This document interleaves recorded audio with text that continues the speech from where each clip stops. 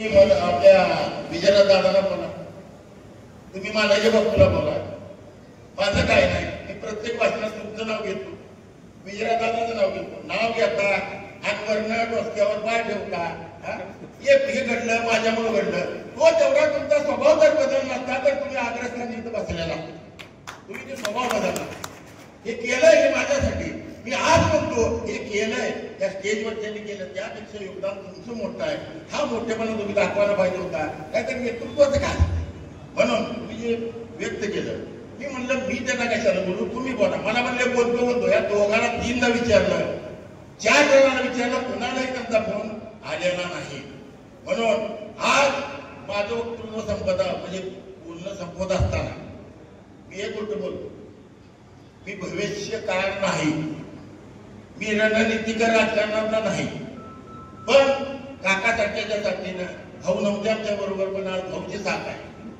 आज जिल्हा परिषदेचं जिल्ह्यातलं राजकारण आपण बघू शकतो. जर आम्ही दोघा जणांनी मला जर साथ दिली, विजयराव दादा असतील, बापू असतील, सज्जन असतील किंवा एमडी साहेब असतील, ही जी मंडळ आहेत ना, सतीश असतील, या लोकांनी मला परवानगी दिली आणि काकांनी जर परवानगी देऊन जर मला साथ दिली, दीपक हो आहे हा प्रयत्न कर, तर ही इथली आघाडी नाही, मी जिल्ह्यात सुद्धा आघाडी म्हणू शकतो. एवढं माझ्याजवळ हे आहे.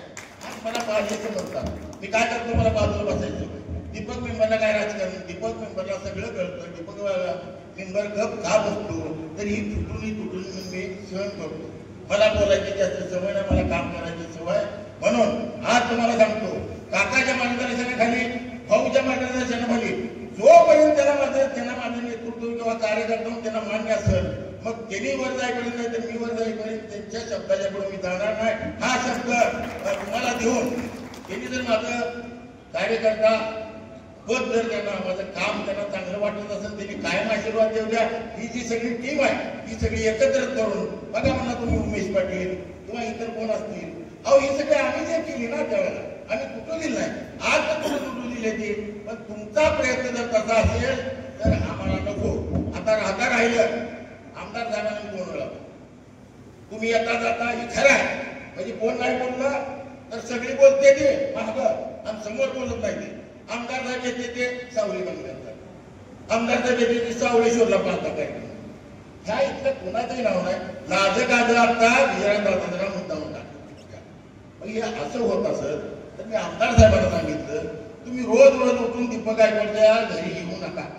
दीपक गायकवाड ज्यांना आवडत नाही त्यांनी तुम्हाला निवडून आणलं, सगळे निवडून आलं, पण दीपक गायकवाड त्यांना आवडत नाही. त्यांनी कसं दीपक गायकवाडच्या शेतात घ्यायचं. एखाद्या दिवशी जेव्हा एखाद्या वेळेस उमेश पाटील काय लोकांना आवडत नसतील किंवा तिथं त्याचा अपमान होत असेल, मग जात नसतील.